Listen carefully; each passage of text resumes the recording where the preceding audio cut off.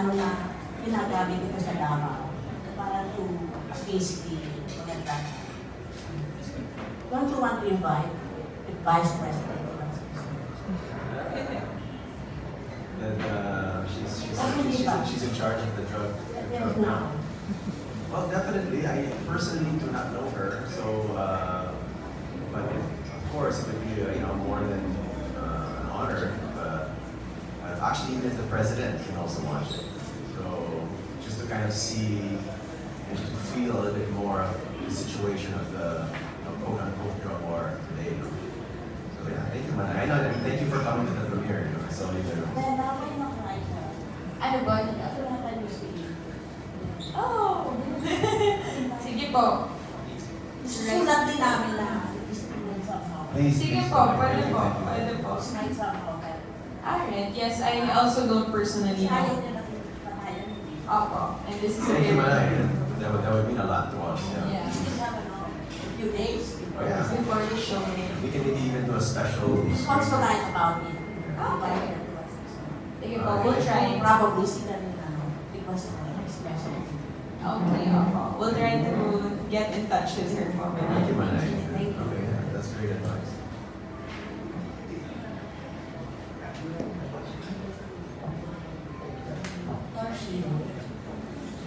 Hello. Hello. I'm Nakailang in the vlog. Oh, Watching in your video, of course, you're a very beautiful person. Thank you. Inside out. And it's the first time that you have so many scars on your face. Right. So how did you feel your character that there's this much scars in your face? And of course, in the character is more showing outside, but there are things that is inside that you cannot show. How does it affect your life, those scars? Right. It's actually not my first time to wear prosthetics for a role, but ito kasi whole project, naka-prosthetics ako. And to be honest, kasi when I prepare for a role, I start with the physical aspect. So, kung yung role ko kailangan magpagupit, like for me, St. Gallen, automatic nag-iiba na kagad yung, I guess, yung perspective ko as a person. And it's easier for me as an actress to change my acting style because my hair is different or my clothes are different. So, this time, they gave me prosthetics, and it's nice because it took away the fact that, kasi sanay po tayo, di ba, dito sa soap, kailangan kahit bagong gising ka, naka-curlash ka, naka-lip tint ka, laging ang ganda-ganda sa soap, kahit na naglalaba ka lang, kailangan naka-cheek tint. So, dito, since I had prosthetics on, it took away the pressure of looking good. So then I could just start focusing on the performance, which is, I guess, one factor to be thankful for because there was no pressure for me to look a certain way. In fact, most of the scenes, wala na, ang gulo lang talaga ng itsura. Pag kinali yung buhok ka ng umaga, hindi na namin tinatanggal yan hanggang gabi, hindi na itsura ko. So, ayun. It was nice for me. It was a nice experience, very different. It's also easier kasi when you see yourself in the mirror, and you don't look like yourself anymore, it's easier to detach from, I guess, being Bella than being Adelberta. Like, it's easier to play around. And also, I hope this also sends out a message to not, look at the person because of their scars or because of what they're bringing inside them, but instead really try to know them. Yeah.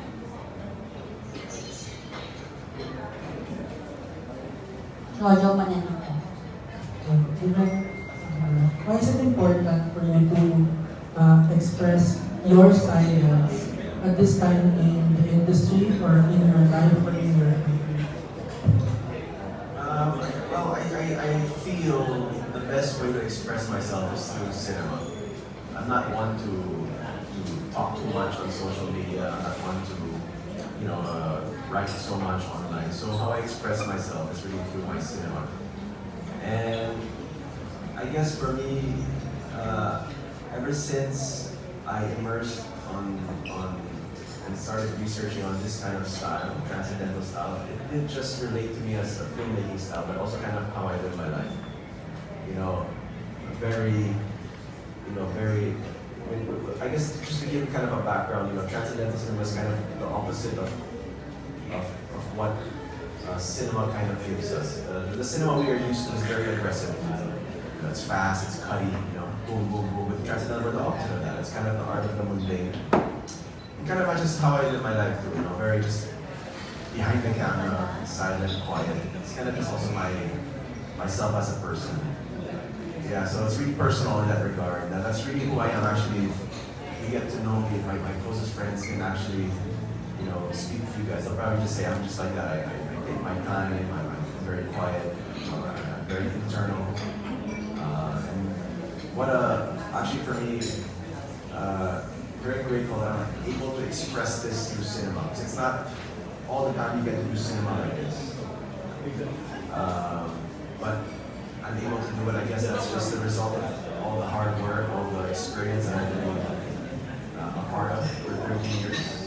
That I finally get to do a passion project, a film for myself, and to have an audience like you guys, to have the Japanese audience appreciate that. It's humbling. Ako natanong kasi parang baliktad. The more, usually the more naging successful ang director, they need to be more ambitious with their project. Gawa na yung epic movie, ganyan. Pero kung inyo, more pa-inward. Well, I guess maybe this is my ambitions. Right? Maybe me personally. I mean, obviously, every filmmaker, every director is their own artist. They have their own voice, and whatever is ambitious to them is ambitious to them. Maybe this is ambitious to me. This is just really kind of who I am. Thank you. Okay, Bella. I've watched many of your films. What if this time your fans tell you, well, I don't get it? With that, how would you react? Thank you for your question. First off, they were invited to the screening, and I'm happy because they all loved it. So that made me feel good because you know, I don't only think of myself. The first person I consider when I shoot a movie is my mom. Kung hindi ko siya may invite sa premiere night, hindi ko pa rin tanggapin yung project kasi she really guides me through my life. So if my mom can't watch something I did, baka I can't be proud of it. And my mom also loved Mañanita, so she's my #1 fan. If my mom says it's good, then for me it's good. Second, I was interviewed about this before, and I always say, when you go inside a restaurant, the customer doesn't tell the chef what to cook. Instead, the chef prepares an entree that he's proud of, and he cooks it well, so you come back for it. So I don't think we should keep on listening to what people say we should shoot. Instead, we shoot something good and tell them this is what you should be watching. So yun po. Is there a point think that you almost asked direction because they didn't lessons? No.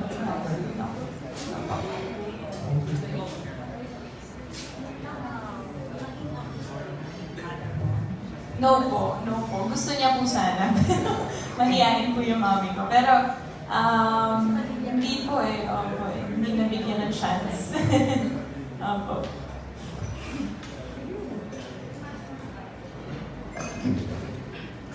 Mars Cano. Afraid. I did. I failed to ask you this last Saturday.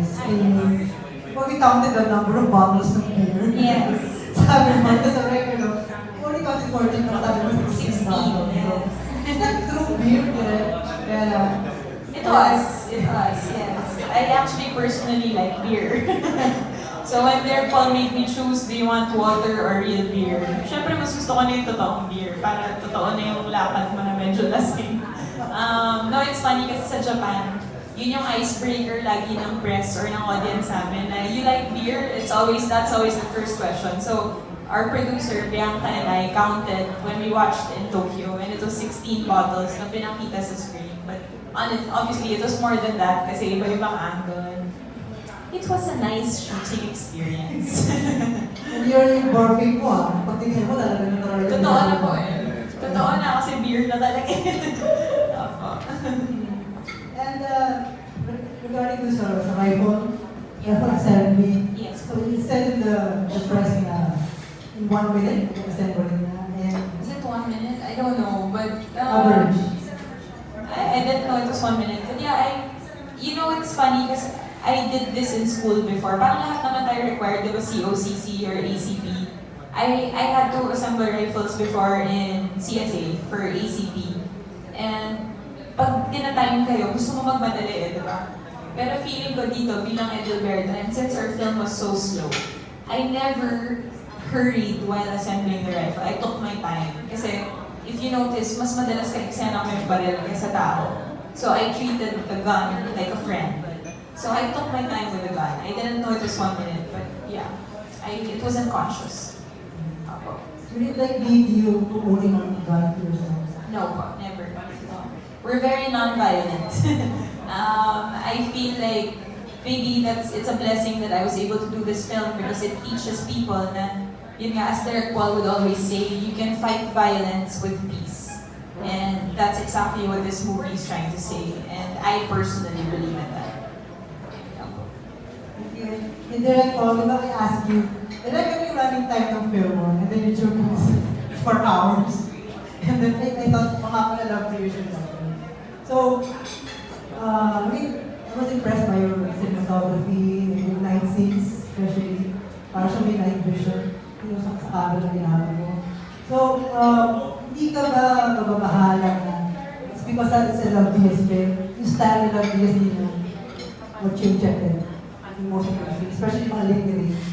Well, definitely, his style of filmmaking had a big influence on the treatment of the film.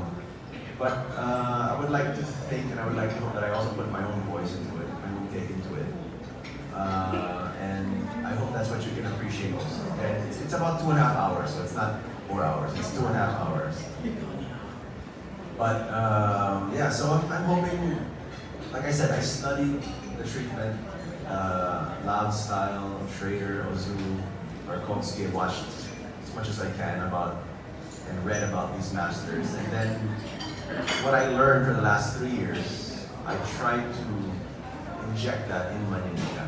Because it was a treatment I fell in love with. And hopefully it has my own voice. Hopefully when you see it, you can see where I took my risks. And hopefully